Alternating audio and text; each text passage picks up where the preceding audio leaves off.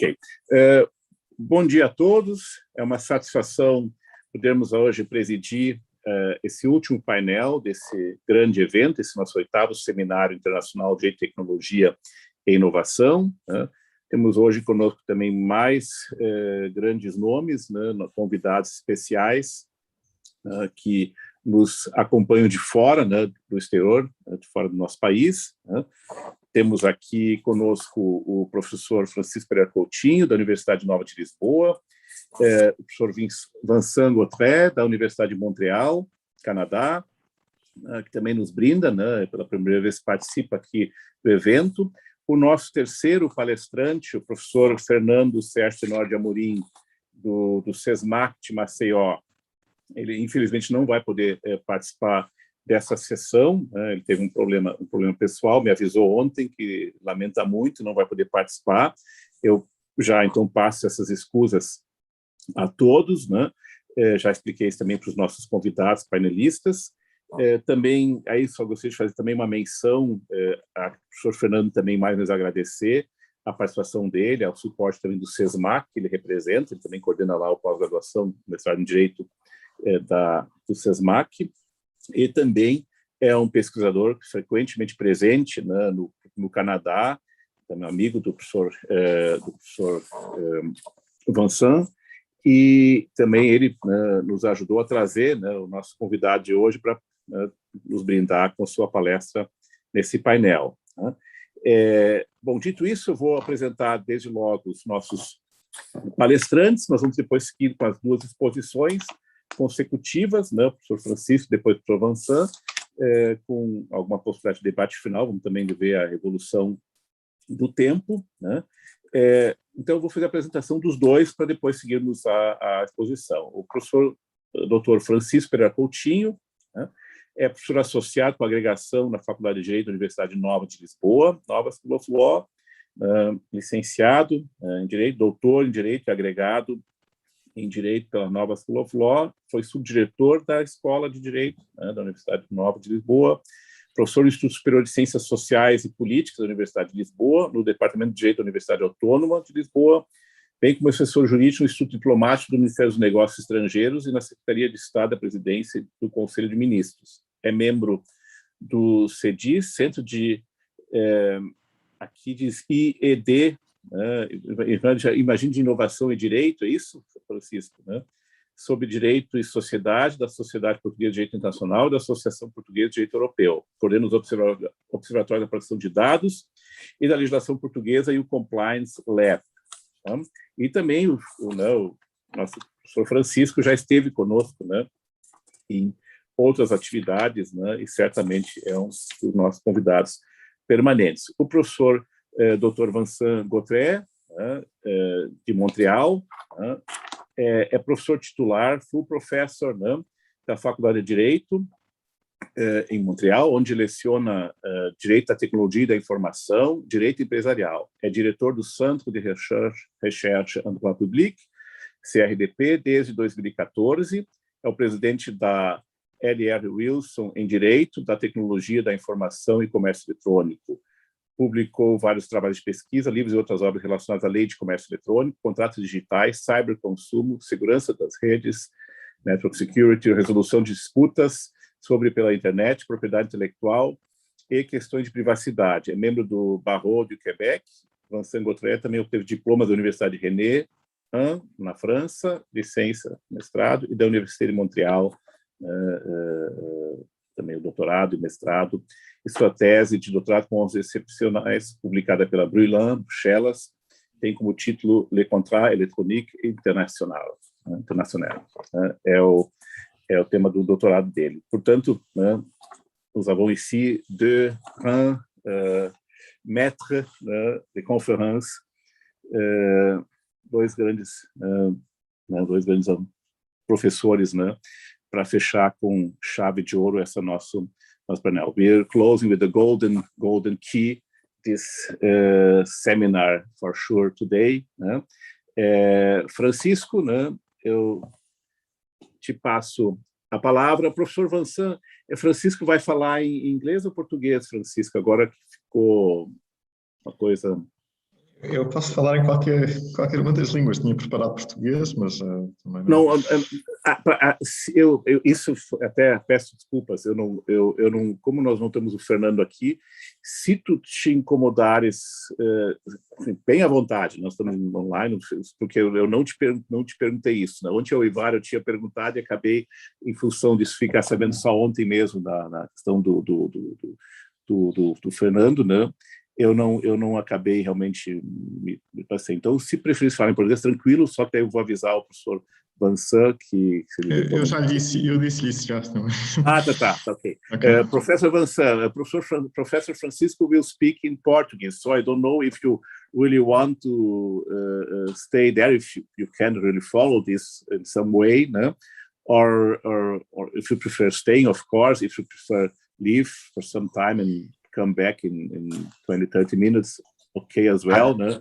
I'm a francophone. In some way in Portuguese and French, that is quite perfect. The same word. So perfect. I'm not sure I will be able to understand all the complexity of this presentation, but maybe some points. Ok, perfect. Thank you very much. Bom, Francisco, então, professor Francisco, então, com a palavra para a sua exposição. Muito obrigado, professor Ingo Wolfgang Sarlet. Primeiro, muito obrigado por este novo convite para estar aqui consigo neste seminário. Também agradecer à Gabrielle o simpático convite. Já, de facto, não é a primeira vez que nos encontramos em iniciativas organizadas por vocês, na PUCRS. Infelizmente, sempre virtualmente. Ainda não foi desta, mas aqui seguramente no futuro próximo teremos a oportunidade de nos encontrarmos. Seja em Porto Alegre, seja em Lisboa, muito brevemente. Cumprimento também o professor Vincent, que tive a oportunidade de conhecer no pequeno interlúdio que antecedeu este seminário, e cumprimento todos aqueles que participam e estão aqui a ver-nos ao vivo ou eventualmente em diferido neste 7º seminário, que tem um programa muito interessante, muito inovador e onde discutimos matérias que nos interessam a todos imenso, de diferentes perspectivas, diferentes jurisdições, em diferentes línguas até, embora não mutuamente compreensíveis, como acabamos de ver, mas enfim, é de facto um gosto acabar a semana numa iniciativa destas, iniciativa internacional, tanto prestígio. Ora bem, o tema que escolhi, aliás, em articulação com o professor Ingo Sarlet, foi o seguinte: está anunciado as autoridades nacionais de proteção de dados e a sua independência. Porquê é que eu escolhi este tema e porquê é que eu acho que ele tem interesse, especialmente para um público brasileiro? E tendo em atenção que a maior parte, a grande maioria daqueles que nos ouvem estão no Brasil e estão a estudar temas de proteção de dados à luz da ordem jurídica brasileira. Este tema é importante, o tema da independência das chamadas autoridades de controlo nacionais de proteção de dados, porque o Tribunal de Justiça da União Europeia considera que a existência de autoridades de controlo independentes constitui um elemento essencial, repito, essencial da proteção das pessoas singulares no que diz respeito ao tratamento dos seus dados pessoais. Porquê? Porque esta garantia de independência é essencial para assegurar a eficácia e a fiabilidade do controlo do cumprimento do direito à proteção de dados. Aliás, se nós formos ver o Regulamento Geral de Proteção de Dados, o RGPD, ou na sigla que utilizam mais no Brasil, GDPR, o que é que nos diz o regulamento numa das suas declarações preambulares, a declaração preambular 64? Vem-nos dizer que isto pode vir a ser importante no futuro, porque, enfim, mais tarde ou mais cedo vai-se avaliar se o Brasil poderá ou não ser objeto de uma decisão de adequação por parte da Comissão Europeia, que no essencial aprecia se o Brasil tem ou não um nível de proteção equivalente de proteção de dados ao existente na União Europeia. Isto é uma avaliação que a Comissão Europeia, enquanto entidade administrativa, vai fazer, está sempre a fazer, e aliás já emitiu decisões de adequação em relação a alguns países sul-americanos, como o caso do Uruguai e da Argentina, mas o considerante 104 vem-nos dizer que um dos aspectos que a Comissão Europeia tem em consideração quando avalia se um Estado terceiro, como por exemplo o Brasil, tem um nível de proteção adequado, o que vai observar é a legislação existente nesse país. Ora, o Brasil já tem legislação sobre proteção de dados, muito relevante, muito recente, a LGPD, mas essa legislação, de acordo com o considerante 104, tem que assegurar garantias de um nível de proteção adequado e, em especial, o Estado terceiro, para além da legislação, deve garantir o controle efetivo e independente da proteção de dados. A existência de uma autoridade nacional, como o Brasil já tem, de controlo da proteção de dados, é um dos elementos essenciais para fundamentar uma eventual decisão de adequação, que basicamente significará que a União Europeia está a dizer que o Brasil tem um nível de proteção de dados equivalente ao da União Europeia. Nós sabemos que o nível de proteção de dados na União Europeia é bastante elevado. E para isso acontecer é necessário que a autoridade de controle brasileira seja independente. Ora, o essencial da minha intervenção hoje é, no fundo, tentar explicar-vos o que é que significa isto de ser independente.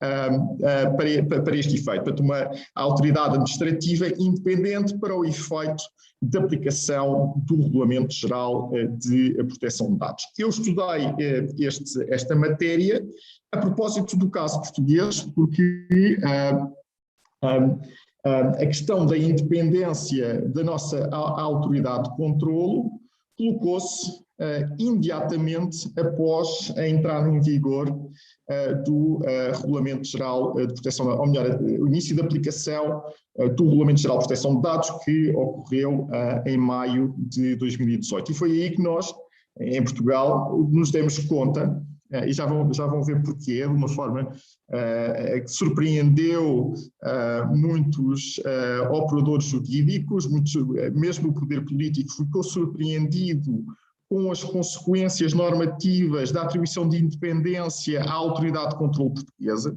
e a Autoridade de Controlo Portuguesa é a Comissão Nacional de Proteção de Dados. E essa surpresa, que foi uma surpresa que teve reflexos inclusivamente nos média, ela teve essencialmente dois corolários. Em primeiro lugar, houve alguma surpresa nas declarações da própria Presidente da Autoridade de Controlo Portuguesa, da Comissão Nacional de Proteção de Dados, que vai ao Parlamento nas vésperas do início da aplicação do regulamento em 2018, dizer, atenção, temos uma nova legislação europeia, uma nova lei europeia, este Regulamento Geral de Proteção de Dados, que exige a constituição de uma autoridade de controle independente, e eu, a autoridade de controle independente, não tenho dinheiro para pagar salários. Portanto, isto foi logo uma notícia bombástica que tivemos no primeiro dia da aplicação do próprio Regulamento Geral de Proteção de Dados. A Presidente da Autoridade de Controle ir ao Parlamento dizer que não tinha sequer dinheiro para pagar salários aos seus funcionários, quanto mais para garantir o controlo do Regulamento Geral de Proteção de Dados.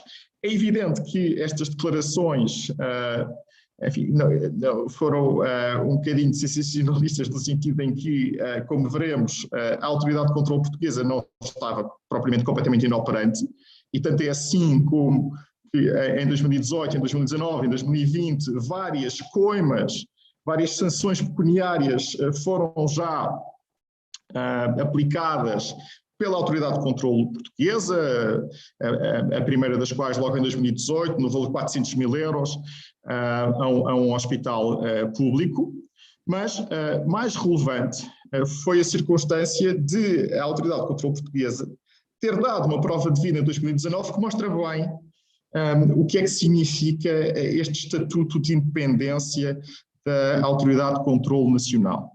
E essa prova de vida, que é muito interessante, e que teve, e foi isso que me levou até a estudar este tema, reações por parte de alguns atores políticos de enorme incompreensão e até de alguns atores judiciários de grande estupefacção foi a decisão da própria Autoridade de Controlo Portuguesa de anunciar que não iria aplicar a lei que, entretanto, foi adotada pelo Parlamento Português para implementar o Regulamento Geral de Proteção de Dados. O Regulamento Geral de Proteção de Dados é uma lei europeia, ela é diretamente aplicável, portanto, uma vez publicada no Jornal Oficial, ela é aplicável nos Estados-membros, mas esta lei europeia tem, enfim, uma alma de uma diretiva, porque dá alguma margem de conformação normativa aos Estados-membros para adotarem legislação que especifique alguns aspectos regulados no Regulamento Geral de Proteção de Dados. O Parlamento Português aprovou uma lei em 2019 que faz isto mesmo. Por exemplo, o Regulamento Geral de Proteção de Dados define a idade de consentimento dentro de um horizonte temporal que vai dos 12 aos 15 anos e dá aos Estados-membros liberdade para definirem uma idade de consentimento entre estas duas balizas. E é isso mesmo que os Estados-membros depois fazem, adotando uma lei de implementação.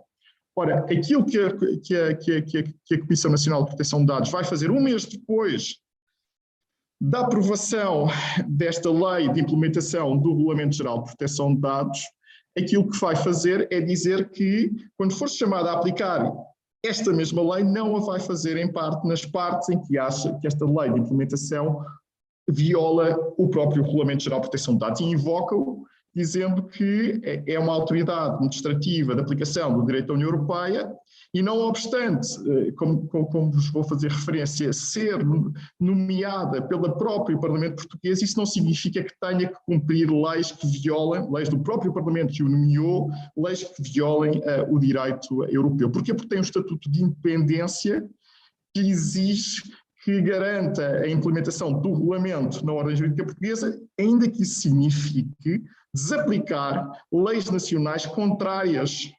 ao direito da União Europeia. O direito da União Europeia funciona, tipo o público brasileiro, como se fosse direito federal, só que, obviamente, a União Europeia não é um Estado federal, é uma união de Estados, os Estados continuam a afirmar-se soberanos e têm, designadamente, esta competência para designar autoridades de controle nacionais, mas são autoridades de controle nacionais que têm aqui um estatuto, como vou tentar explicar ao longo da minha palestra, híbrido, porque nem são formalmente agências da União Europeia, são materialmente agências da União Europeia, mas formalmente continuam a estar integrados na administração pública nacional.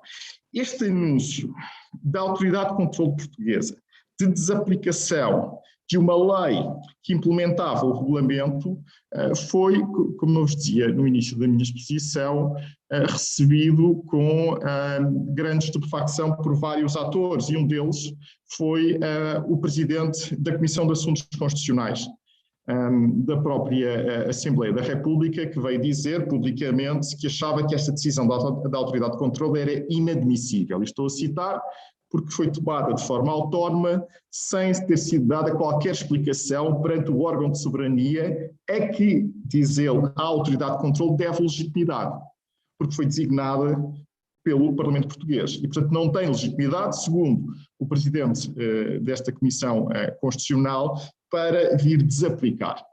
E conclui as suas declarações dizendo: um órgão da autoridade, estou a ler, do Estado, que se coloca nesta posição, reparem, ou se demite, ou obtém esclarecimentos que justifiquem a sua continuidade. E cabe ao Parlamento decidir se continua ou não em funções. Portanto, claramente, o Presidente da Comissão de Assuntos Constitucionais veio dizer que a Comissão Nacional de Proteção de Dados devia demitir-se depois de anunciar que não iria cumprir uma lei que o próprio Parlamento Português tinha acabado de aprovar. É claro que, como eu tentarei demonstrar ao longo dos próximos, salvo erro, 20 minutos, porque, entretanto, já ocupei 12 minutos dos 30 que tinha, esta intervenção do Presidente da Comissão de Assuntos Constitucionais, no fundo, compromete o papel da Autoridade de Controle Portuguesa, a Comissão Nacional de Proteção de Dados, enquanto guardiã do direito à proteção de dados na ordem jurídica portuguesa. Papel esse de guardiã do direito à proteção de dados que lhe é atribuído pela própria Constituição da União Europeia, em concreto pelo artigo 16 do Tratado sobre o Funcionamento da União Europeia e pelo artigo 8º, número 2 da Carta dos Direitos Fundamentais da União Europeia, que atribuem justamente às autoridades de controlo a tarefa de fiscalizar a observância das normas relativas à proteção de dados. Nos 20 minutos que me sobram, um bocadinho menos, o que eu vou fazer primeiro, tentar explicar um bocadinho melhor em que é que consiste este estatuto. Sim, professor Francisco, né? Francisco, sim. Tens mais de 30 minutos, tem de 30 a 40. Ótimo. Portanto, eu estou aqui só a ver o meu tempo, já passaram 15. Tranquilo, só para te deixar à vontade. Só estamos 2 e, portanto, temos um bocadinho mais de margem, já terem passado 15 minutos. Mas no essencial, e desculpem esta introdução de 15 minutos, só para contextualizar, porque é que eu acho que este tema é importante para um público brasileiro e, por outro lado, porque é que eu o escolhi. Mas no essencial, o que eu gostava de ver, então, nos próximos minutos, é, em primeiro lugar, tentar explicar um pouco melhor o que é que consiste este estatuto de independência, ou melhor, a qualificação que o próprio regulamento dá na independência, total independência.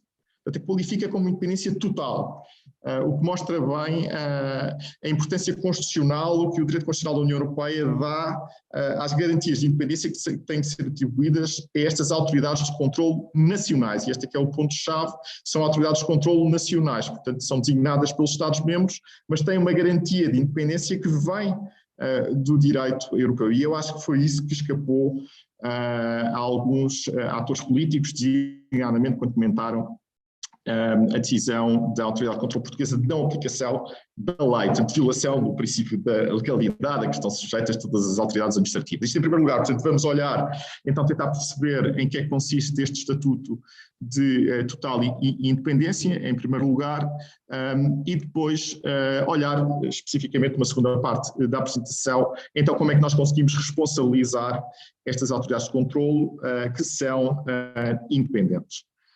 Primeiro, para percebermos então o estatuto destas autoridades de controle, importa olhar para a sua natureza.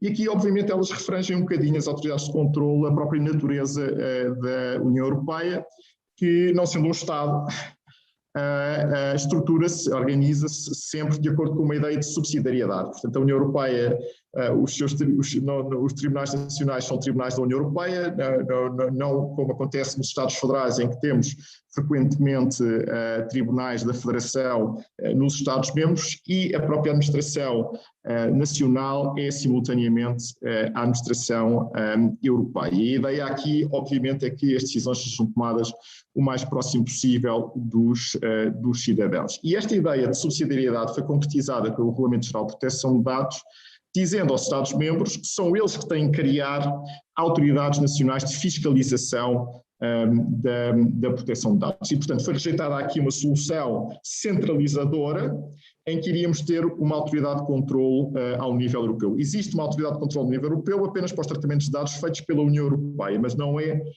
uma autoridade de controle omnicompreensível. Isto resultou essencialmente de razões históricas, porque nós já tínhamos autoridades de controle nos Estados-membros há muito tempo.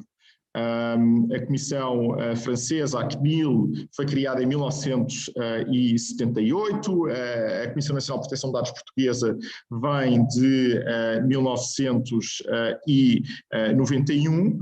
Havia aqui razões históricas que não recomendavam a adoção de um sistema centralizado como a única autoridade de controle ao nível europeu, e por outro lado havia também a consciência de que seria muito importante ter um modelo descentralizado de fiscalização do direito à proteção de dados, até porque as autoridades de controle nacionais estariam sempre muito melhor posicionadas para interpretar as especificidades e as restrições aplicáveis no direito nacional, designadamente pelas leis de implementação do Regulamento Geral de Proteção de Dados, tendo em conta aquilo que vos disse há bocado, de o regulamento ter esta alma diretiva e, portanto, permitir aos Estados-membros alguma margem de conformação legislativa. E depois, também, como é evidente, sendo necessário na atuação das autoridades de controle, como já perceberam no Brasil, um exercício permanente e casuístico de ponderação entre direitos fundamentais, o direito à proteção de dados, o direito à liberdade de expressão,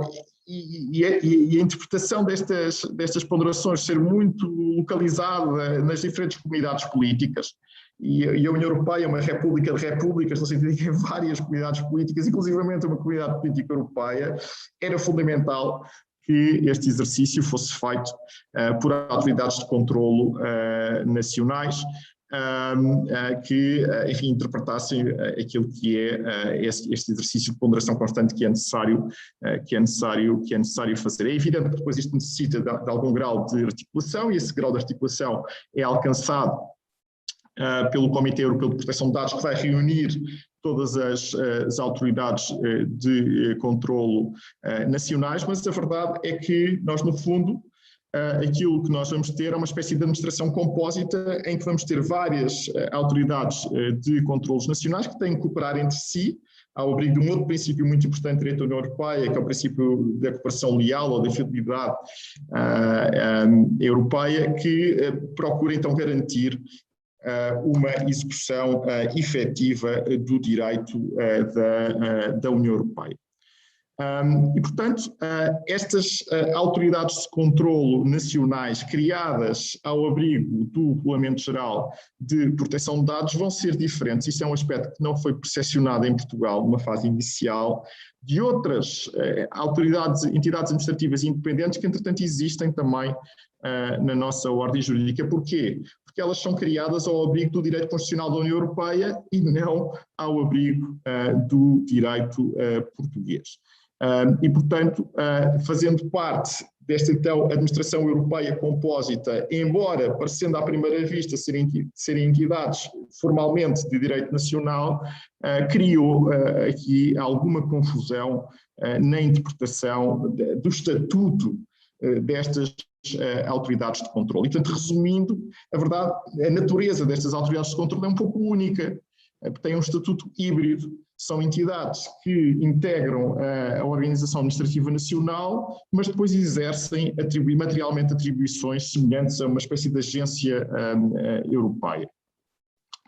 O certo é que o direito primário da União, portanto, o direito constitucional da União, reveste as autoridades de controlo de um estatuto de, repito, total independência. E é este estatuto de total independência que deve ser o referente para avaliar o estatuto, por exemplo, da Autoridade de Independência Brasileira, quando se fizer, então, uma apreciação sobre a existência ou não de um nível de equivalência do direito à proteção de dados no Brasil comparado com aquilo que existe na União Europeia, por exemplo, para efeitos da adoção de uma decisão de adequação que permita a transferência internacional de dados de forma livre entre a Europa e o Brasil.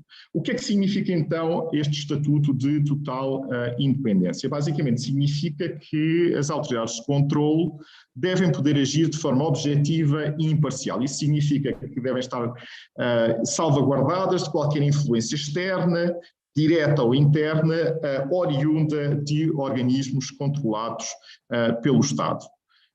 E porquê? Porque se entende que neste contexto de globalização económica e de evolução tecnológica, só assim se evitará o risco de as autoridades de controle serem capturadas, quer por interesses públicos, quer por interesses privados.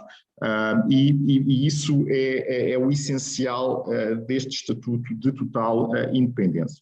O Tribunal de Justiça da União Europeia já teve a oportunidade de se pronunciar sobre isto, veio dizer que a independência das autoridades de controle deve ser completa. E, portanto, não é admissível qualquer influência exercida por organismos de tutela, qualquer instrução ou qualquer influência externa que ponham em causa o cumprimento da sua tarefa de estabelecer um justo equilíbrio entre a proteção do direito à vida privada e a livre circulação de dados. É uma ponderação, obviamente deve incluir também outros direitos e interesses gerais, como a liberdade de expressão, como fiz referência há bocado, e isso obviamente dá às autoridades de controle nacionais um amplo poder discricionário de apreciação em domínios que revestem, e todos sabemos isso, uma enorme complexidade técnica e não raras vezes, uma elevada sensibilidade política. E, portanto, o simples risco de que um órgão político de tutela pudesse influenciar decisões das autoridades de controlo é, segundo o Tribunal de Justiça, suficiente para impedir o exercício independente das funções das autoridades de controlo. Isso significa que este estatuto de independência que é atribuído às autoridades de controlo não é sequer semelhante ao estatuto de independência. Isto é uma questão técnica que o Tribunal de Justiça reconhece a entidades que queiram colocar questões prejudiciais ao Tribunal de Justiça, portanto, entidades que sejam consideradas como órgãos jurisdicionais. E claro, um órgão jurisdicional também tem que ter o estatuto de independência, mas este estatuto que é atribuído às autoridades de controlo é diferente justamente desse, porque pretende justamente isolar a atuação das autoridades de controlo nacionais. Esta jurisprudência do Tribunal de Justiça obviamente encontrou respaldo no Regulamento Geral de Proteção de Dados, onde se refere, mais uma vez repito, que as autoridades de controlo devem atuar com total independência, não podem estar sujeitas a influências externas, não podem solicitar ou receber instruções de outra e devendo, obviamente, abster-se de qualquer ato incompatível com as suas funções. Olhando para este estatuto e comparando com, designadamente, as declarações que o Presidente da Comissão de Assuntos Constitucionais fez em relação à Comissão Nacional de Dados Portuguesa, na sequência de uma decisão da Comissão Nacional de Dados Portuguesa de não aplicação de regras de determinado tipo de normas que considerava contrárias ao Regulamento Geral de Proteção de Dados, normas essas que estavam incluídas uma lei de implementação desse mesmo regulamento, bom, aquilo que nós podemos concluir é que essas declarações colocam obviamente em causa o tal estatuto de total independência da autoridade de controlo portuguesa. Dizer que ela se deve demitir e que deve seguir instruções do Parlamento vai completamente contra aquilo que resulta designadamente do artigo 51, número 2 do Regulamento Geral de Proteção de Dados. Portanto, a simples sugestão que a Comissão Nacional de Proteção de Dados se devia demitir é uma violação do Estatuto de Inamovibilidade dos membros da Comissão Nacional de Proteção de Dados. Agora, e esta é a segunda parte da minha exposição, este Estatuto de Total Independência obviamente não prejudica a sujeição da Comissão Nacional de Proteção de Dados e das autoridades de controle em geral a mecanismos de responsabilidade, de responsabilização. E esses mecanismos de responsabilização são mecanismos de responsabilização democráticos, financeiros e, eventualmente, claro, mecanismos de responsabilização judiciais. E isto resulta também do considerando 118 do Regulamento Geral de Proteção de Dados.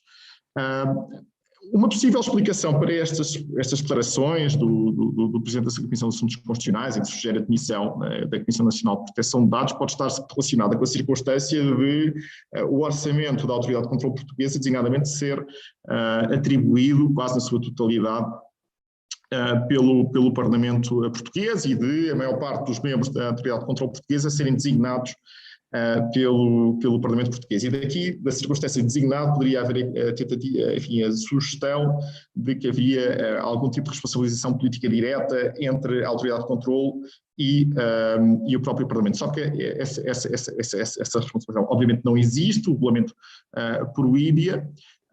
E protege os membros da Comissão Nacional de Proteção de Dados, garantindo a sua inamovibilidade. E, portanto, esta total independência é garantida dessa forma.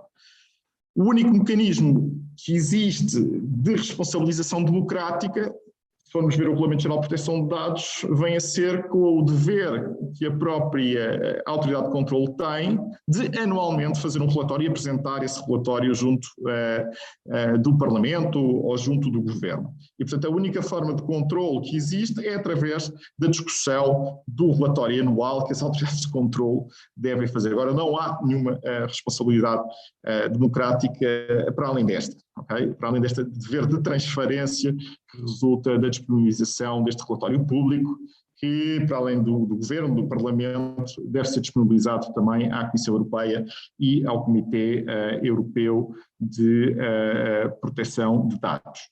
A independência das autoridades de controlo tem, obviamente, como contrapartida necessária a sujeição das suas decisões a controlo jurisdicional, porque as decisões que tomar são, obviamente, sujeitas a impugnações judiciais. Agora, finalmente, um último ponto que vos queria dar nota, mesmo para já numa fase de conclusão da minha intervenção, e ainda tenho alguns minutos, tem a ver com a necessidade de, para além de garantir a total independência, um estatuto de total independência, é preciso, e este aspecto também é importante, e já ouvi esta discussão no Brasil, garantir não só um estatuto jurídico, mas também atribuir às autoridades de controlo meios para que exerçam de forma efetiva as suas atividades. E, portanto, o Regulamento Geral de Proteção de Dados impõe aos Estados o dever de que cada autoridade de controlo tem que ter recursos humanos, tem que ter recursos técnicos, tem que ter recursos financeiros e tem instalações para prosseguir de forma eficaz as suas atividades. E, portanto, para além do estatuto jurídico de inapelabilidade e responsabilidade perante o poder político, é necessário dar meios efetivos que garantam a efetividade da atuação das autoridades de controlo, que, se formos ver o Regulamento Geral de Proteção de Dados, tem que responder a reclamações dos titulares dos dados, tem muitas vezes que realizar investigações, tem que tomar decisões essas muitas vezes implicam sanções económicas aos operadores económicos e, portanto, o cumprimento destas tarefas, que são muito vastas à luz do Regulamento Geral de Proteção de Dados e que são essenciais para garantir a sua aplicação uniforme, pode ser colocada em causa se existir um subfinanciamento das autoridades de controlo nacionais. Por exemplo, sendo certo que não é possível demitir os membros da autoridade de controlo, uma forma de limitar a atuação das autoridades de controlo é simplesmente não as financiar, porque elas estão completamente dependentes do orçamento dos Estados para a sua atuação. E esse foi, desde o início, no caso português, seguramente, que é aquele que eu conheço melhor, e existem outros casos na União Europeia, um dos problemas das autoridades de controlo nacionais. Não tanto a existência de problemas jurídicos no sentido de receberem instruções por parte do Executivo, mas de estarem, em muitas circunstâncias, sem recursos para poderem desempenhar de forma eficaz as suas atribuições. E, portanto, em conclusão, esta missão de assegurar a aplicação uniforme do regulamento, garantir a tutela dos direitos que o próprio Regulamento Geral de Proteção de Dados reconhece aos particulares, estava e continua a estar em larga medida em Portugal, atribuída a uma autoridade administrativa independente que já mostrou, e esse é um ponto que eu acho que é interessante, que é independente, já aplicou coimas, sanções pecuniárias, já tomou a decisão drástica de dizer que não aplica uma lei que implementa o Regulamento Geral de Proteção de Dados, mas que, em larga medida, em muitas circunstâncias, continua a ter problemas crónicos de funcionamento relacionados com a escassez de recursos tem e só lhes podem ser atribuídos neste caso concreto português, pelo Parlamento português. E, portanto, nós vamos encontrar em muitas circunstâncias autoridades de controlo que estão, de certa forma, maniatadas, embora não inutilizadas pela escassez de recursos que em muitas circunstâncias têm. E, obviamente, uma situação como esta, de insuficiência de recursos para desempenhar as suas funções, terá que ser resolvida de alguma forma. E a forma de resolver isto, pelo menos na União Europeia, passa pela missão de fiscalização da própria Comissão Europeia, que, em última instância, pode iniciar uma ação por incumprimento contra os Estados-membros que não capacitem as respectivas autoridades de controle, e cada Estado-membro tem que ter pelo menos uma autoridade de controle. Há vários Estados-membros que têm várias autoridades de controle, como é o caso da Alemanha, como é o caso de Espanha, que só temos uma, mas é fundamental que essas autoridades de controlo, que a independência dessas autoridades de controlo seja garantida não apenas por um estatuto jurídico, mas também pelas condições e os recursos necessários ao desempenho das suas atribuições, que são, repito, absolutamente cruciais para a aplicação uniforme do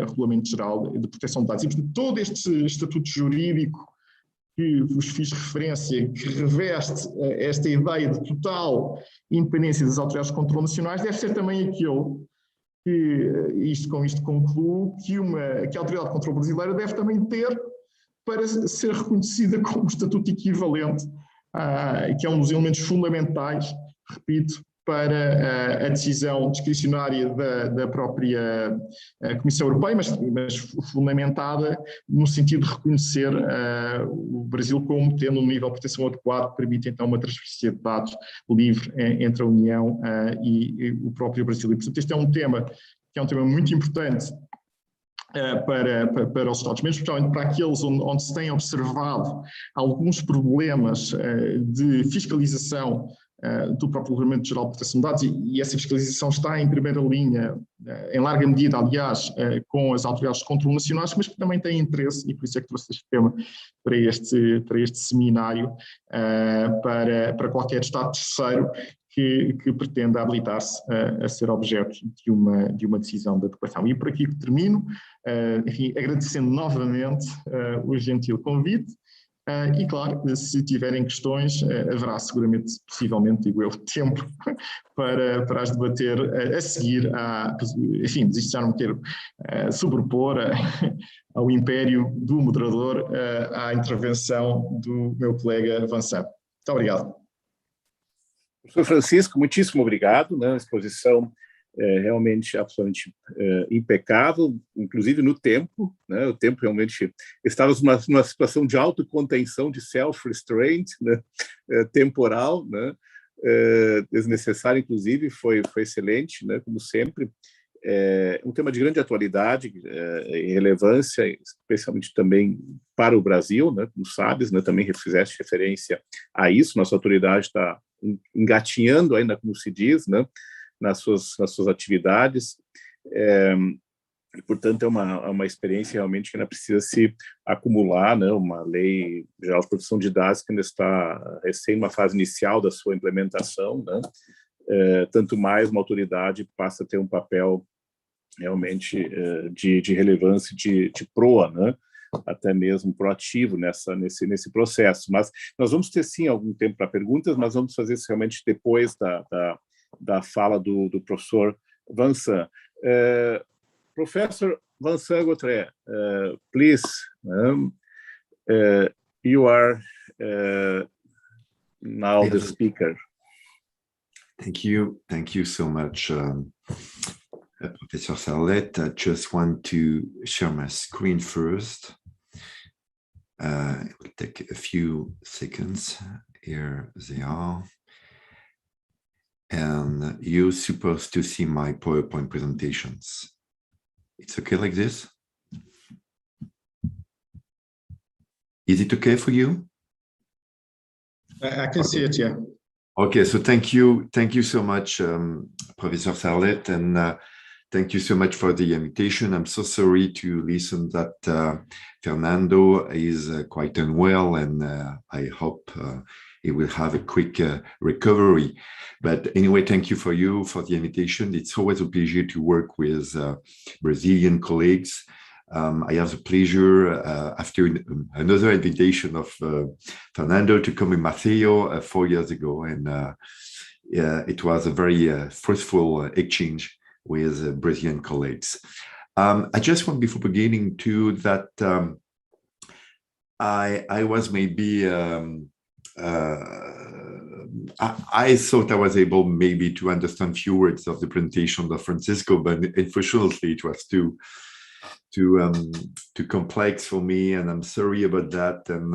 And that's quite a pity, because I think privacy is a wonderful topics that we need to compare between different culture, different country, because in Canada, LGPD has a huge influence even if it's not, of course, a law of Canada, but we are changing a law of privacy. And that's quite challenging to first see what's happened in Europe with all these quite strong regulations, and in the other way, to be sure that this law which influence the Canadian law, that we stay in contact with our difference in terms of culture, because for sure the privacy is not seen as in Europe. In Canada, we have in some way a North American influence. We meant that for sure there's some strong difference, even if there is some strong links also. So for sure we need to consider these questions in an international view, and maybe during the question period, it will be an occasion to share about that. So after exchanging with Fernando, I have a total blank check to choose my topic, and I propose to Fernando to deal with the question of evidence law in a digital context. And the reason why I choose this topic was quite long to consider, because I love to say that I'm a specialist of nothing, because it makes 30 years that I work on the question of different questions around the interaction between law and technology. And as Fernando, I have done my thesis on electronic contract, but I work also on the question of signatures, of consumer law, of security, of privacy for sure during this last year. In this moment in Montreal, every people dealing with technology working on AI. AI is a very trendy man. And even if there is not so much application dealing with AI, we have a lot of research, legal research, ethical research around this topic. But after thinking about what could be interesting for a Brazilian audience, I decide to treat of the interaction between evidence and technology. First, I chose this topic because I think this topic will be completely changed by new technology, and we have to consider very old concepts, as for example the notion of original best evidence rules, which are very old principle, but they are completely changed by the new context we facing now with new technology. The other reason is, at least in Canada, we have so much now in tribunals. We have tons of digital proof, tons of digital documents that are proposed to the judge. It could be some indirect digital document. For example, you have a Word document that you print it and you give it to the judge, or you have native documents. More and more, it's possible to, with, for example, a USB key, to give your document to the judge, only for sure when the court is able to consider such kind of document. But for sure, there is no more one cases, for example, in family law, when you have not some tons of emails, tons of screenshot, Facebook pages, HTML pages, etc., etc. So it's normal now to have tons of such kind of evidence. I think this perspective could be quite the same in every country. I think this phenomenon is quite the same in different countries. So that's why maybe it's quite the same in Brazil. And finally, because I have the occasion to do 2 different books on that topic, so I love this topic, and I hope it will be the same for you. So after explaining why I decide to choose this topic, I just want to be sure to take my time, not to be too long. I just want to mention, as you mentioned, Professor Sarlet, to introduce me, I'm the director of CRDP, Center of Research in Public Law, even if I'm more a private lawyer, but CRDP is the oldest research center in Canada. It was created in 1962, which is pretty old for a new country as Canada. And last year, the CRDP, which is based in Faculty of Law in USC Montreal, but we're working with researchers from McGill, from Laval, we have 42 different colleagues in law, in technology, in medicine, so we have a pluridisciplinary approach. But we focus from last year about the interaction between justice in general, as a value, as an institution, as a norms, and how all these components of justice are changed with the new context we're facing now in Canada. It could be some change in terms of technology, of course, and that's the angle I work on.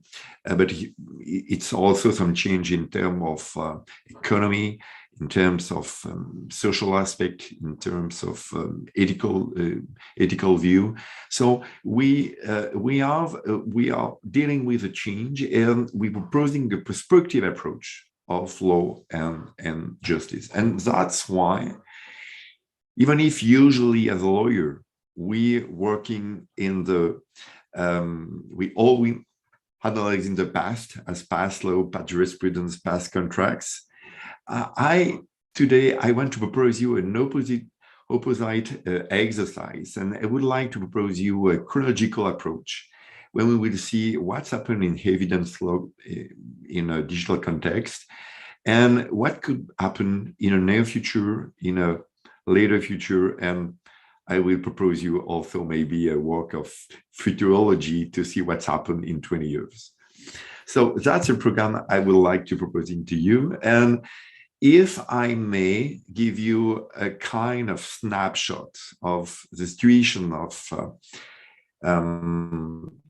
evidence law in a digital context, I may choose 2 points which made a huge difference in comparison with the whole principle we're facing in evidence law, considering in evidence law. The first change, and I think it's a factual change,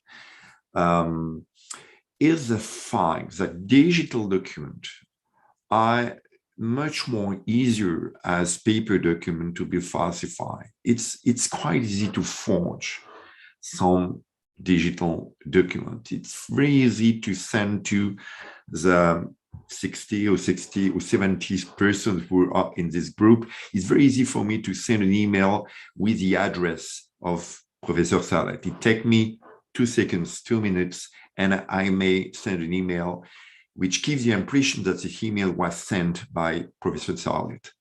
And that's the same with a Word document, a PDF documents, which MP3, MP4, all these documents are much more easier to forge as a paper document.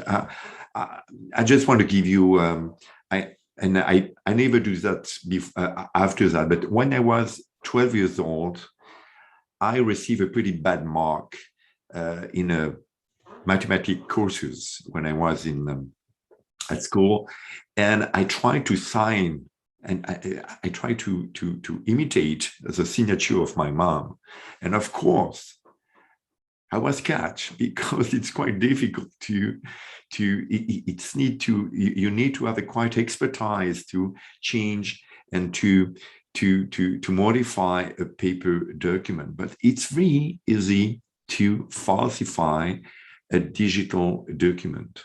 And I want to show you an example. I want to show you an example with a HTML document. And I take, for example, a law that I will mention later. It's a law we change the situation of law evidence in Quebec. And this law is available on a website named Canly, which is a platform creating CRDP in the 90s, which proposing all the jurisprudence and all the law applicable in Canada, coast to coast. So you take this law, it's an HTML document, and if you double click with the right click of your mouse, you will find, for example, this section 3, we say information and scope of medium constitute a document.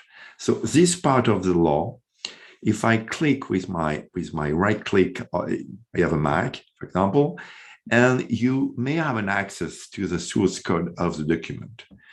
And if you click on the right place, in one more time, you don't need to have any expertise for that. If you click on the right, you find the place where the Article 3 is, and you may change, and you, for example, you may say information inscribed on a button appeal constituted document.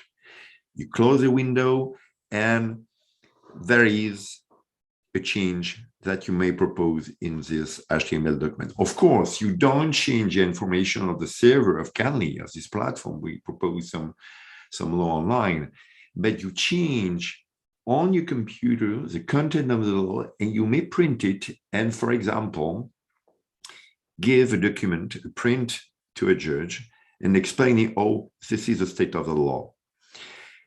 I take this example because it's happened to a friend of mine, which is a judge, and it was about very specific regulations, and by luck, she succeeded to find that one of the party changed the content of the law and print it.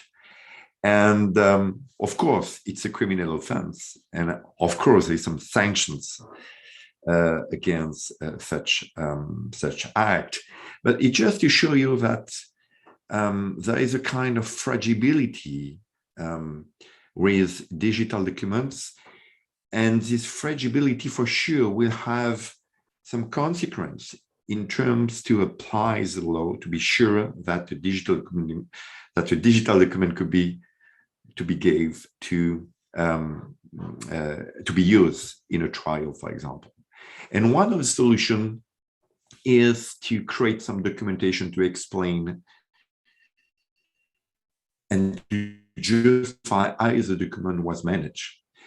It could be an attached documentations, and for example, it could be some metadata that could be changed, that could be easily found in a document. For example, in my PDF, you go on File, you click on Property, and you may find the date of the creation of the PPT, when it was changed last time, which is the order of the documents.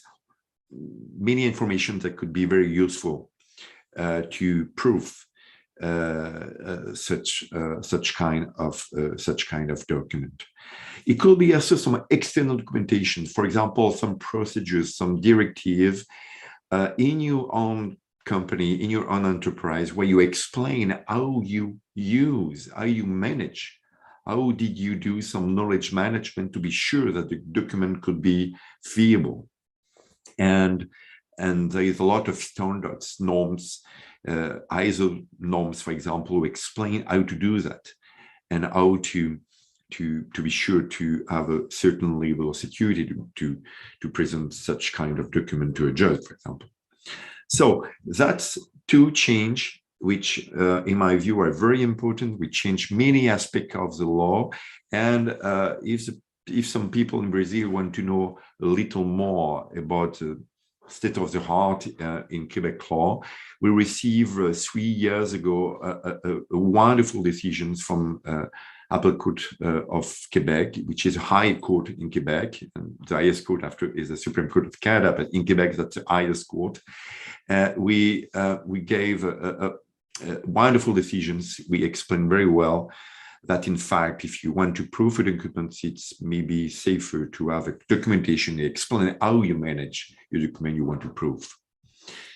So that's the situation now. I would like now give you a few words about the situation in the near future, at least in Quebec. And I just want to mention that I made in last year a study for the Ministry of Justice of Quebec.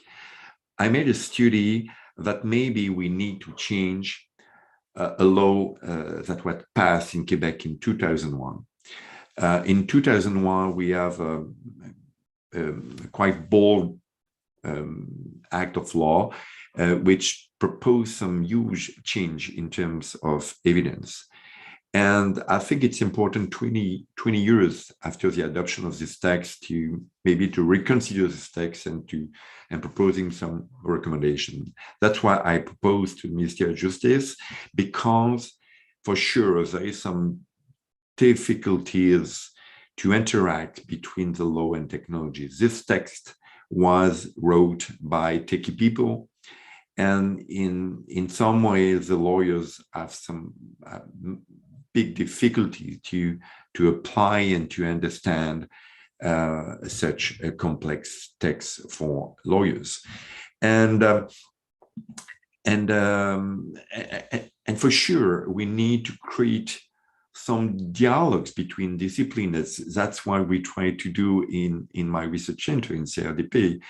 And in that case, it's important to take some dialogues between lawyers, of course, but techie people, people in charge of knowledge management. So at least between these three kind of professions, we need to have some dialogues. To clearly identify the state of this difference, I propose to the government a preliminary study where I have done a survey just to be sure to understand all this difference. And at the end, I proposed last year a recommendation, and this recommendation were currently analyzed by the Ministry of Justice. And this recommendation may be shared in three large groups of recommendations. The first one, as I mentioned to you, is to create some links between different professions. And for example, this law is based on the notion of integrity, which is quite a new concept for the lawyers. We usually dealing with the notion of authenticity. So we have a clash between these two notions, integrity and authenticity. And I think at the end of the day, there is not just important to mention that integrity is a part of a larger notion, which is authenticity. And authenticity, it's a symbiosis between integrity and the link with the author of the document. So I think we need to integrate in the Civil Code of Quebec just a very short new article. We explain this, mentioning that this law of 2001 doesn't change the probative process on that point, but only make a link between these two sub-notions. There is also some recommendation that could be done considering the new forms of reproductions, and particularly around the notion of original. What is an original? And in a digital context, I'm not able to tell you what is an original, because the original notion is clearly associated to the paper, to a paper. So in the past, and particularly in the Middle Age, where the notion of original was created, at least what integrated in the law, we consider that the original was much better as a copy. And if I think, for example, to the monk, we copy some different version of the Bible. We have some reason to believe that the copy wasn't so feasible in comparison to the original. And in a digital context, it's totally different, because if I send you by email, for example, my PowerPoint presentations, the copy you receive is exactly the same. It's exactly the same bytes, is exactly the same as the original I have on my computer. So there is no more hierarchy between the original and copy. So we have to reconsider the notion of original, and we have to reconsider the different forms of reproductions. And one other point which creates a lot of complexity is the fact that in an analogy context, so with paper, it was pretty easy. The only forms to reproduce a document is a copy. But in a digital context, there is at least two forms of reproduction. The copy, for sure. For example, if you print or if you you print a paper and you have a copy of this paper.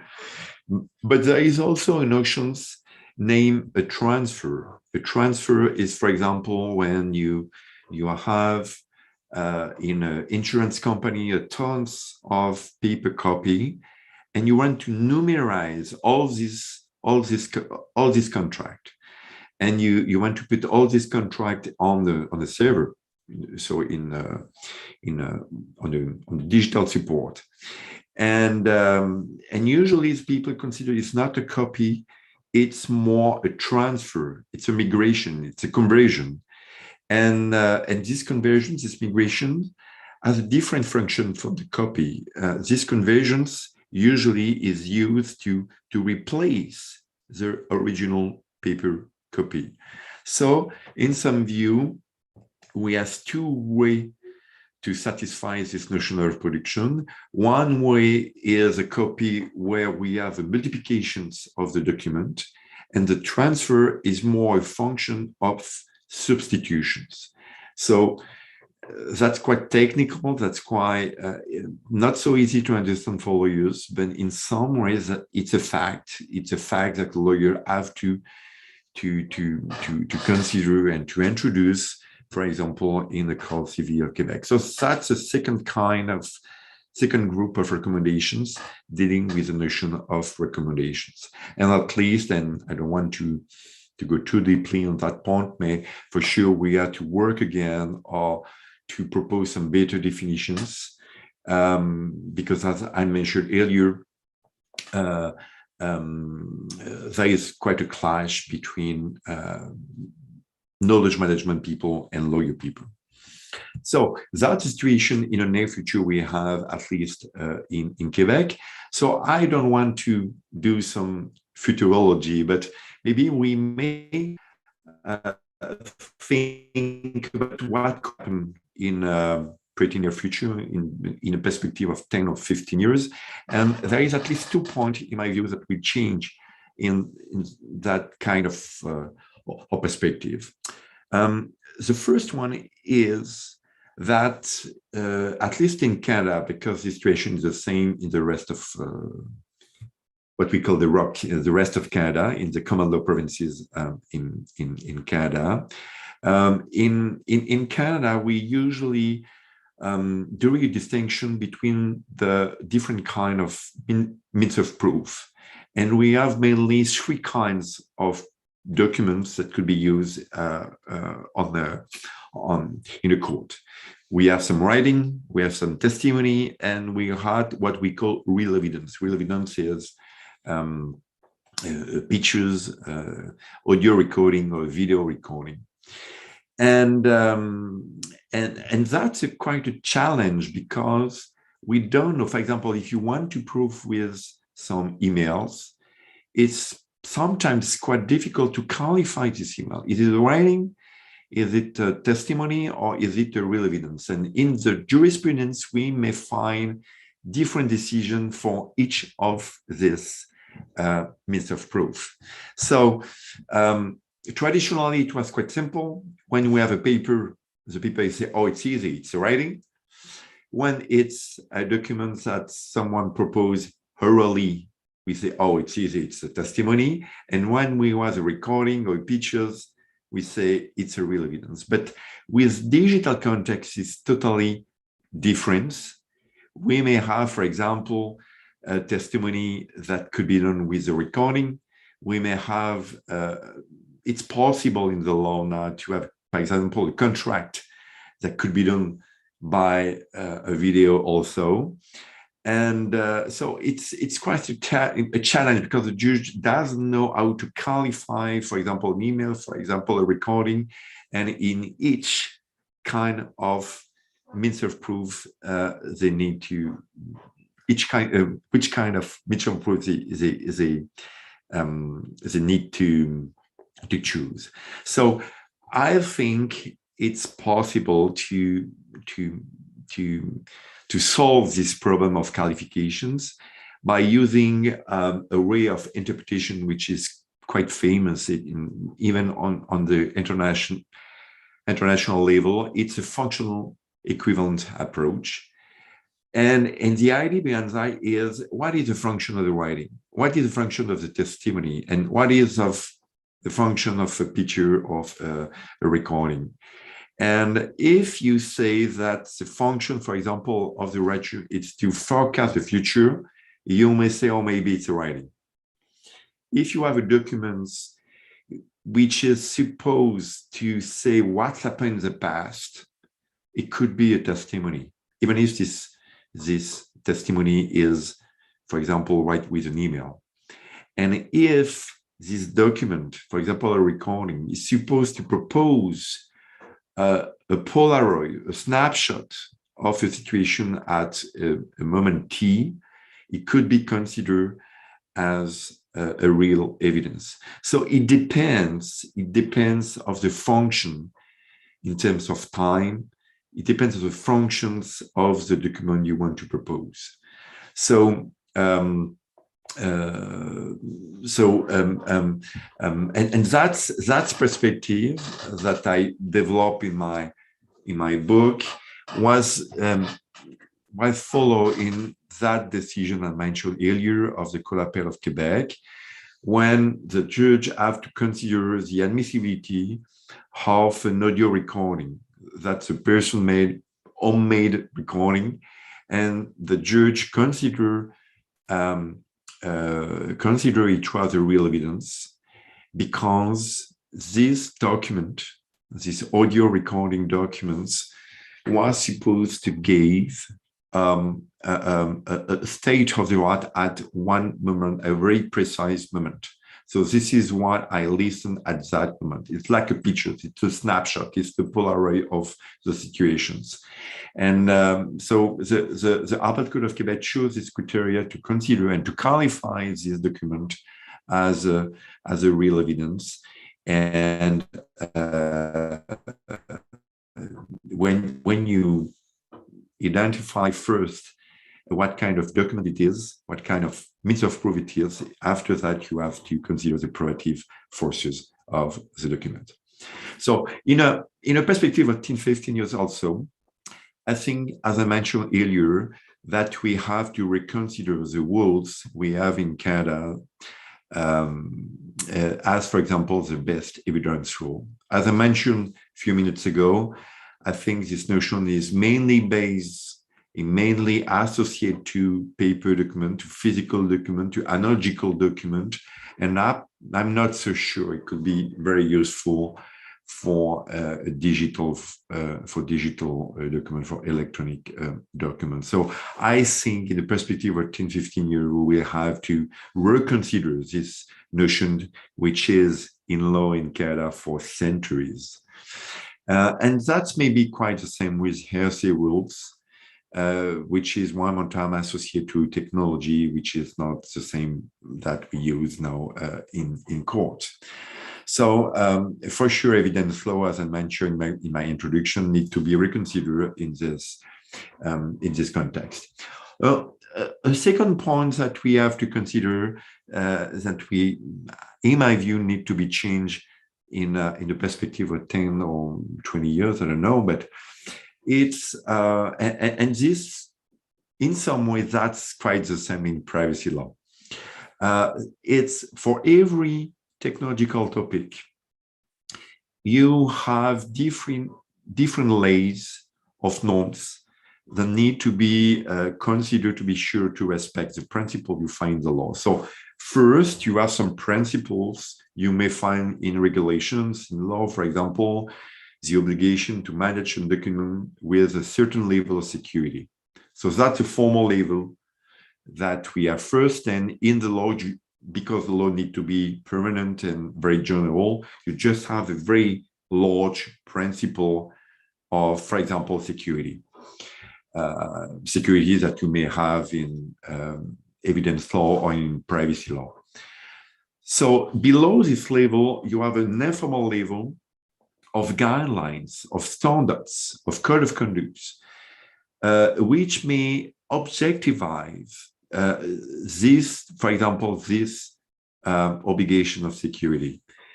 And if you see, for example, technical norms, technical standards, you see some obligations that the enterprise, that the minister and organization in general need to follow to respect some obligation in terms of security, in terms of privacy, in terms of artificial intelligence.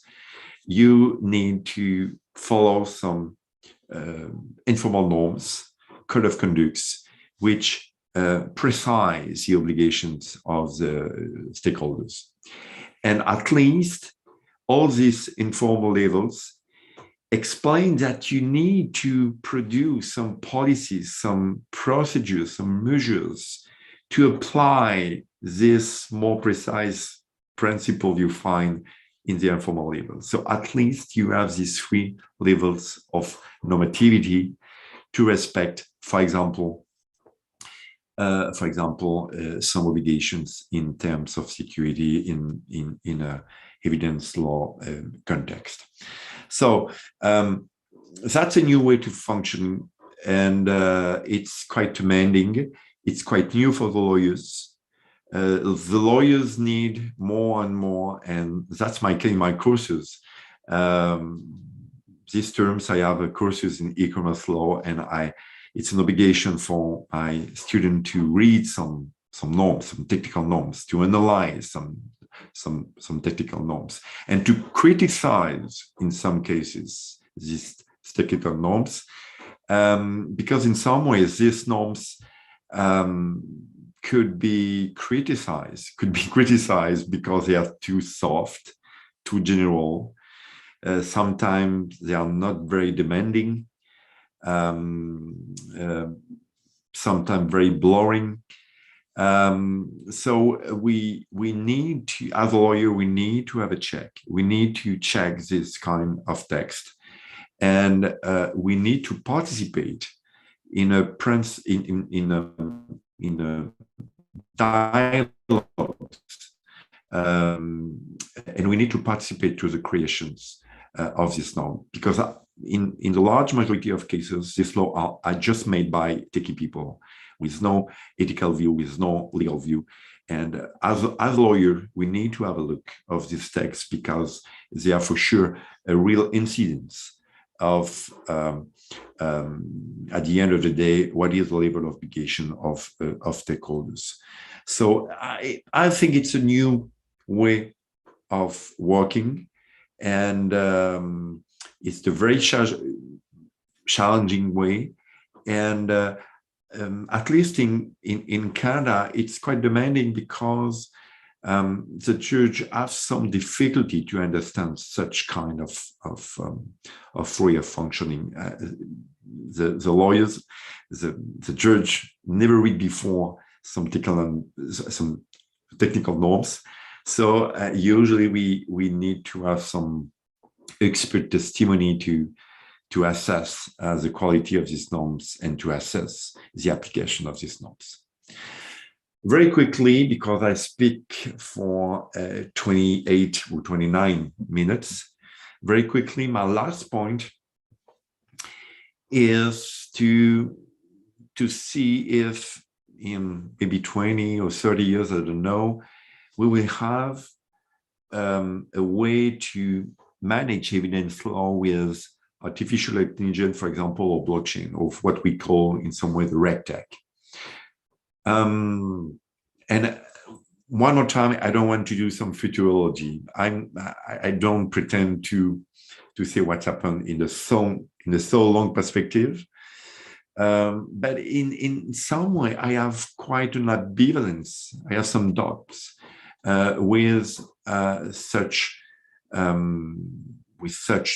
technical solutions, and I don't know if there is a real hope with such technology, or if, on the contrary, we need to have a more digital frugality. More and more, you have some authors, I think, for example, to Egiv Nimorozov, which and it takes many years. That some people, as Mozart say that, he say, oh, we need to be aware that technology, we don't succeed to solve everything. It's not because we have a new technology that its technology could be efficient, that this technology is not problematic, for example, in terms of human rights. And that's the case for example, with artificial intelligence. In some case, maybe we are not sure AI could be useful, but for sure there is some risk also in terms of discriminations, for example, and we need to be aware of this risk, and we need to be sure that such solution will be justified in a social context. So for sure, even if I have many doubts, what is sure that for sure, if you want to use some blockchain solution, some AI solution, for sure we will have generalizations of the three-layer solution I mentioned earlier, that we have principle established in the law, we need to follow some standards established by informal norms, and at the end, you need, on the application level, you need to have some documentations and self-documentations. We explain how to do it. So this three-level process, in my view, will be also applicable for the question of blockchain, for example, or the question of AI. Considering the blockchain, and I don't pretend to be an expert of blockchain, it's a complex technology, but at that day, I'm quite skeptical about what can we do with blockchain, and for different reasons. First, because there is no, at least in Canada, there is no legal framework around this this notion.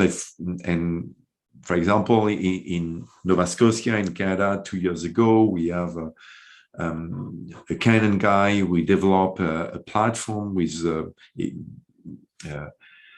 cryptocurrency like Bitcoin, and the guy died. Supposed to be died in India, and he died with a code to access to the platform, and I think all the money, the currency, the crypto money associated to this platform was lost. So for sure, we need some guarantee, and at that moment, at least in Canada, there is not at all legal framework to protect the people using blockchain. There is also no social adhesion at that moment. That's very complex solutions. So some techie guy are very confident with the notions, but many people don't know what it is, have not so much confidence with such complex process. It's not also the perfect solution in terms of security, because we know that it's possible to block the security measure around blockchain. And one point, and I don't want to develop all of them, but one point which, in my view, is very problematic, the public blockchain systems are very, very demanding in terms of energy. We know, for example, that only Bitcoin, there is hundreds of different cryptocurrency, but only Bitcoins use the equivalent, I think, of all the energy of a small country of Cyprus, for example. So only this currency is demanding a lot of energy, and that's a challenge in Canada, because we have some quite green energy with electricity energy. And so we have a lot of company from all around the world who want to go in Quebec, but it's demands so much energy that we need to say no to some company, because we're not sure to have enough energy for the rest of the people in Quebec. So for sure, blockchain is a challenge. At that moment, it may change in the future, but at that moment, it's a challenge in terms of energy. That's the same in terms of artificial intelligence. it's quite a challenge in terms of accountability. And at that moment, I work with one more time different ministers of the government of Quebec when we try to develop some model of, for example, privacy impact assessment to be sure that such solutions will be in concordance with human rights in general. We need to be sure that such solutions will be used against principle of discriminations, etc., etc. So we need to be sure that such kind of solution will be justified on the social level. And there's many ethical and legal issues that concerns that need to be considered, and for sure we need more time before implementing on the large scale such kind of solutions. So, and that's the beginning of my conclusions after 36 minutes. So I'm sorry. So that's really my conclusion. As you maybe see, I'm very confident with very basic technology. And I think we need, for example, to develop some solutions with only, and I think maybe it's a case in different situations in Brazil, but not in Canada. It's not on a large scale. We have some courts which only use some digital documents. It's impossible now, for example, in Cour d'appel of Quebec to send some paper document. You just have to send digital document. But it's a pilot project. It's not on a large scale. And I think it's very important. It's more efficient. It's more secure to only use native documents. So for sure, basic technology as PDF1 could be used, and I hope it will be the case in Canada for the whole tribunal in the near future. So basic technology could be very useful, but in some way, I'm more skeptical about such advanced technology as blockchain, as artificial intelligence. I think we need to have more experiences to check to be sure that we have more advantage as inconvenience. And I just want to finish with section 26 of the quite new Code of Civil Procedure we have passed in 2017 in Quebec provinces, where the judge have now the authority to privileges digital document, to use more digital document, of course, if it's not, if both parties agree with that. But it's a new article which try to be sure that Quebec will be in the near future more associated to a digital, with such a digital context. So thank you for your attention. I will be happy. I see a few questions, but I couldn't read them during my presentation. So thank you so much. Thank you, Professor Vincent. A very, very, very exciting conference, very interesting. We have in Brazil now a very strong, you know this because you were in Brazil, if I understood well, 2-3 years ago, no? Then you know, of course, that we have a very developed system of digitalization in our judicial system, mostly in the federal justice system, but also in the majority of state jurisdictions. But of course, this is linked to several problems and challenges, difficulties in different senses. Of course, and you mentioned a great number of these problems. So we have indeed some questions. I will start since you are I'm closing your conference. I saw 2 written questions to our colleague Francisco, but since you are you just held your speech, I have a first comment. The first comment, I have make some notes, but the first one is in fact I understood that you really were skeptical, and that I can only say congratulations to this myth, the myth of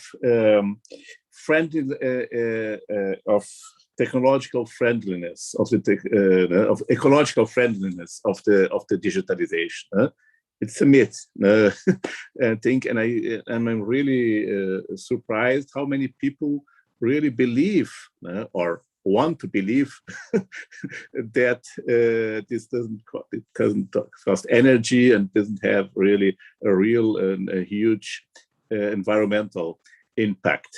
So I'm very happy that you mentioned this point, because I work also with environmental law, and we have people studying about the use of energy, of the digital age, artificial intelligence, and climate change, and so on. So thank you for this as well. And we have several problems, big problems. That's a specific question to you. A little bit far, maybe a bit away from your country, but I think it's linked. So please feel comfortable if you not ready to answer it. We had last year, really huge and severe hacker attacks, invasions in our judicial system, in the level of our Federal Superior Court of Justice. I think it's a kind of coup de cassation, national. I think these terms are quite equivalent to your coup de cassation or your high court, and in our state court now here in Rio Grande do Sul, in our state, and this is being the risk of this is, of course, being bigger, and bigger. Do you have some legislation, or have you had some cases like this in Canada? So this would be my direct question to you, if possible.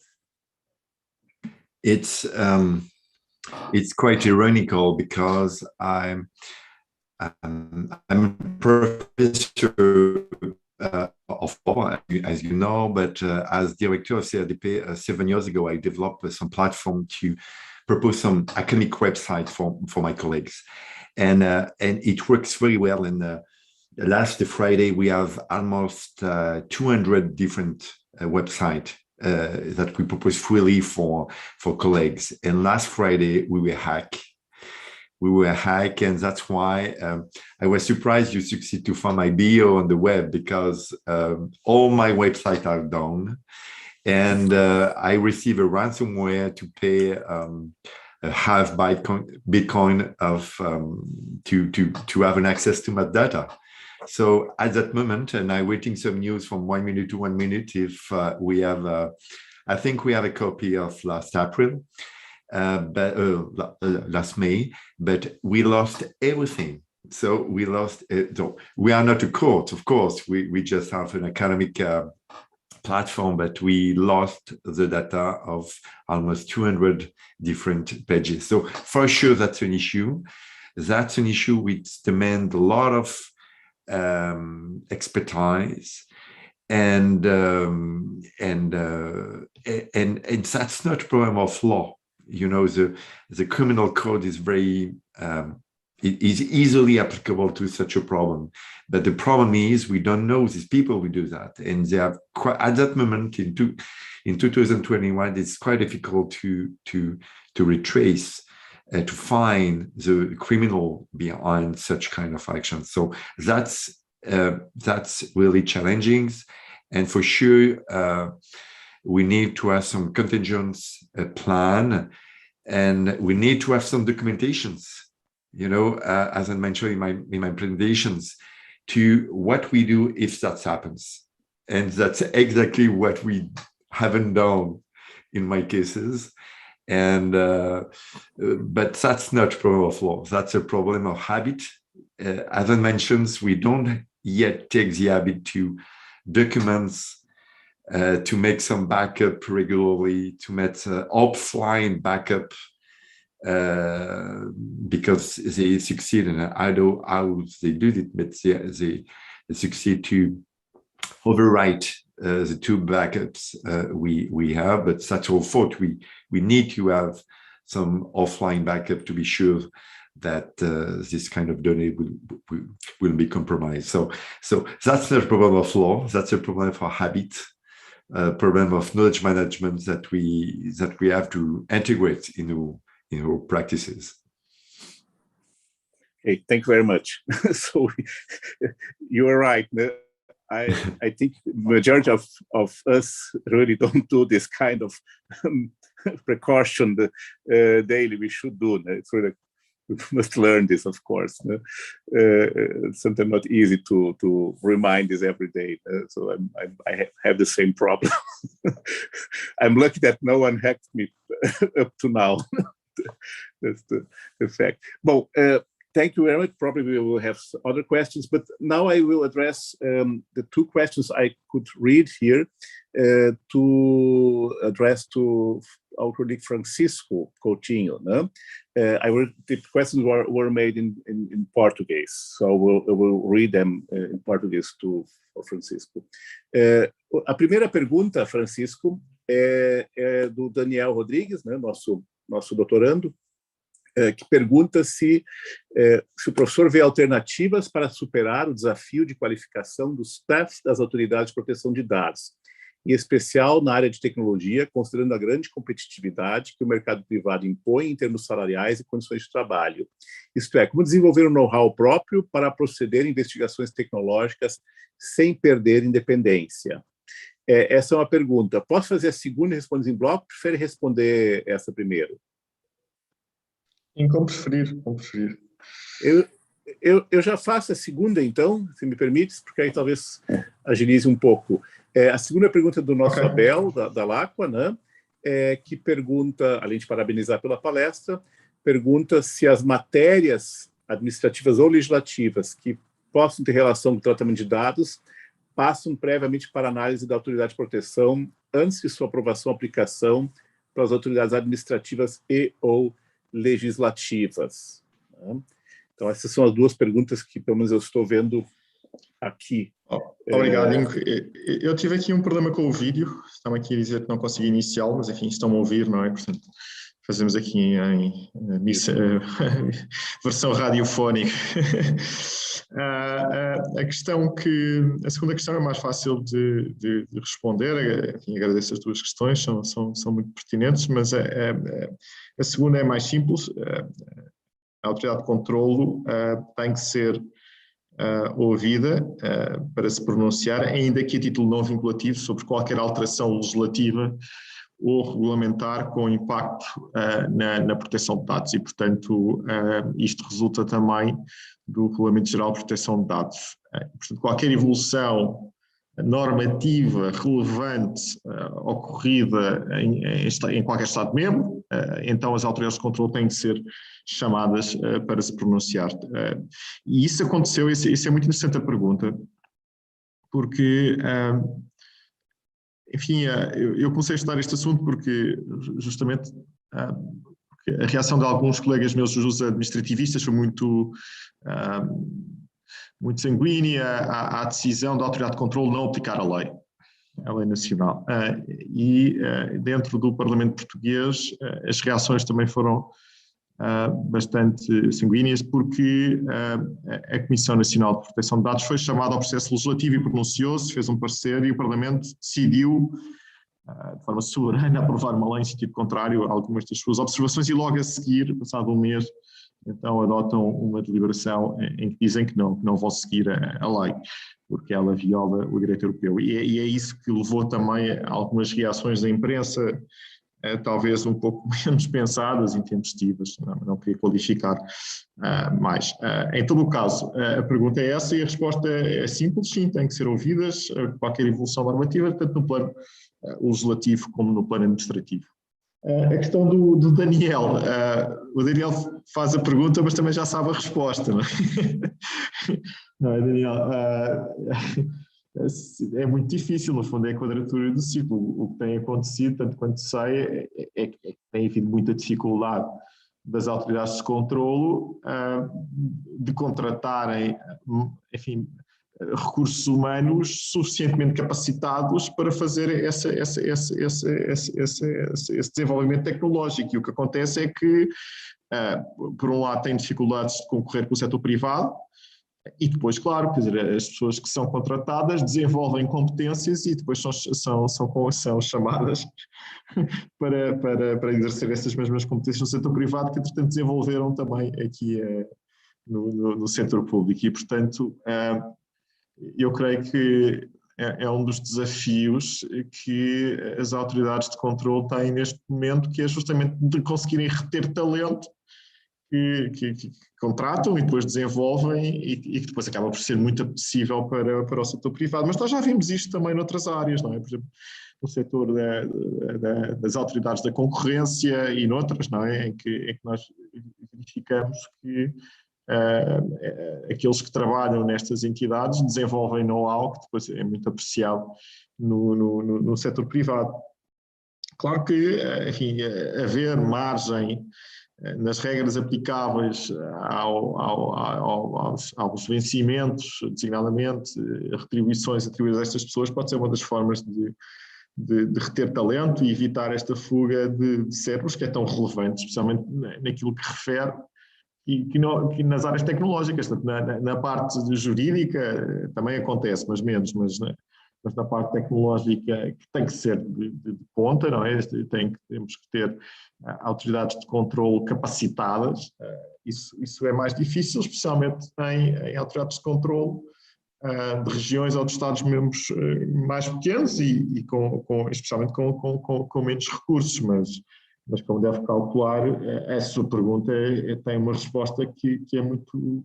que eu não tenho e creio que é um quebra-cabeças para as autoridades de controle neste momento e faz a pergunta porque sabe perfeitamente que o problema existe.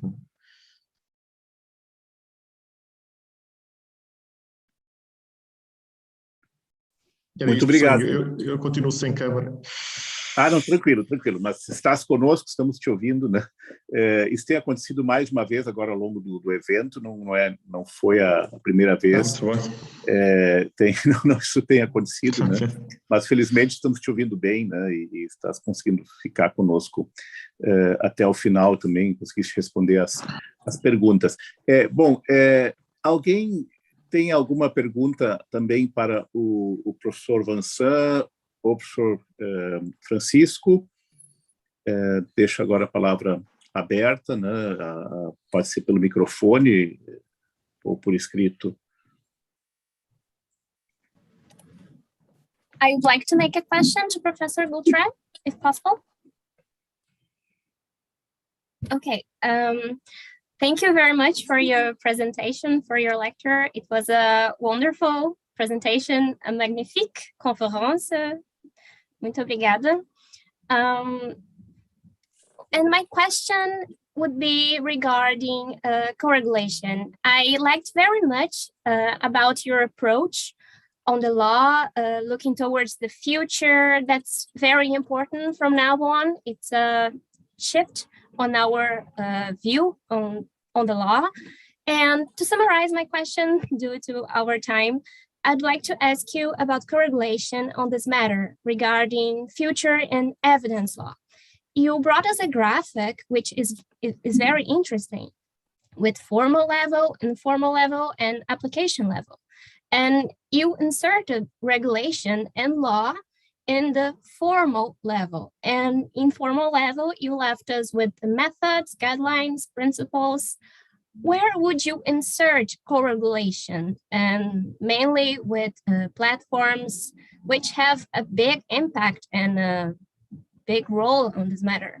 Thank you very much for your answer and for your presentation once again. I love your question. I love your questions because I finished a few weeks ago. It will be published in the near future. an analysis of these questions in comparison between Europe and Canada in terms of privacy.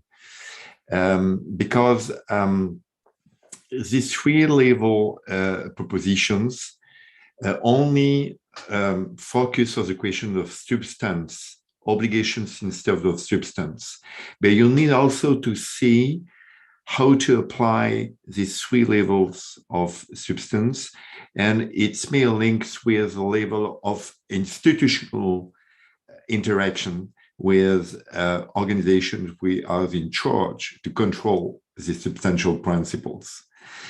And on that view, there is what I call some cultural difference, because Canada, which is, as you know, a North American country, don't interact in the same way as European, for example. I'm sorry, I don't know so much the Brazilian situation, but if the European commonly dealing with co-regulations, it's because they have some institutions in charge to control the application of these three levels of substantial obligations.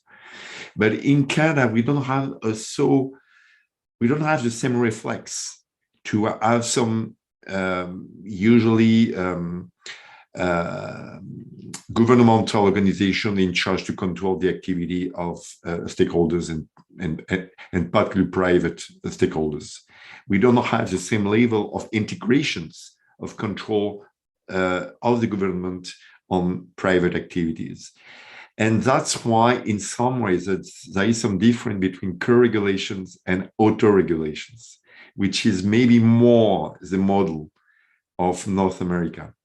So there is a tendency, there is a trend in North America to have a kind of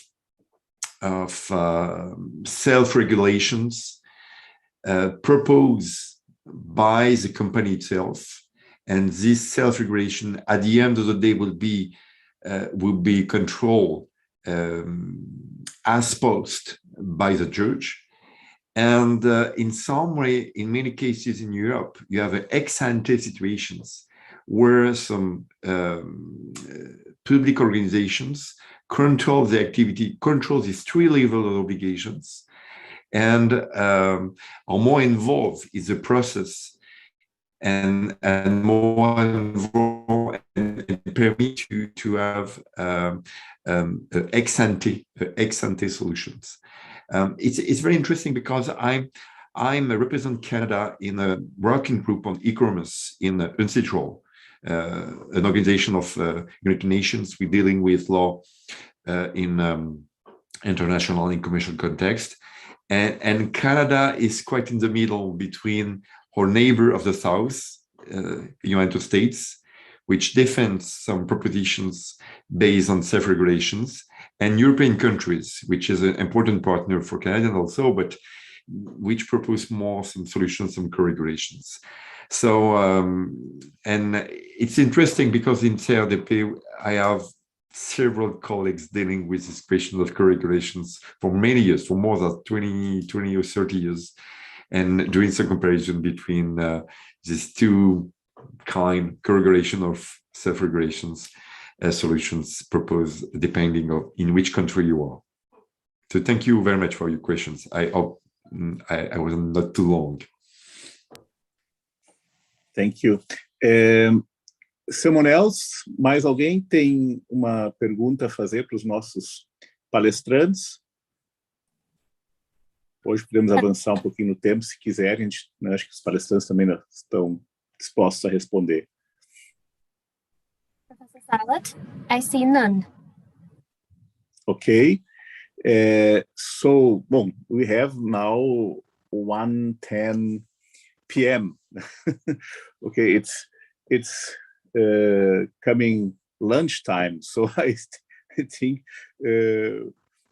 people are now start to be more interesting, or at least needed to satisfy the fundamental right to proper alimentation, then to occupy themselves with law and technology. So I think basic needs, they are still above law and technology, as I can feel.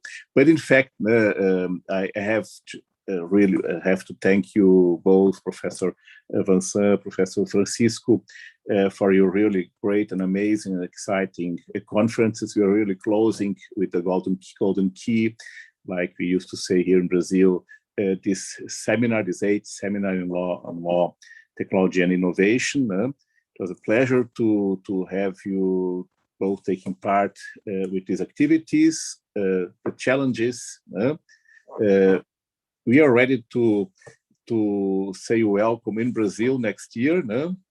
If you're really interested in, be our guests. It will be a pleasure.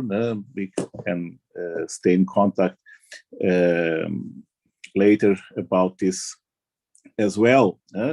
And now I will closing fast this session in Portuguese, close the seminar. If you agree, it's 1 minute. Queridos colegas, queridos alunos, todos que nos acompanham aqui e nos acompanharam desde segunda-feira neste seminário, só temos a agradecer em nome aqui da comissão também científica, em nome da comissão executiva, de todos os parceiros, entidades que colaboraram, são copromotoras deste evento. Certamente tivemos aqui uma pleiade de palestrantes de diferentes especialidades, países, universidades, instituições também brasileiras e estrangeiras. Agradeço aqui particularmente a nossa equipe executiva, seja a turma do IDP, a Gabriela, a Régia, também a Isabel e também a nossa Andressa, pela participação brava, valente, e sempre competente nessas nossas atividades. And again, thank you, Francisco, thank you, Vincent, if you allow me to be informal. I hope to see you in Brazil next year, and be safe. All the best. Thank you very much. So much. Obrigado a todos. Obrigado. Muito obrigado.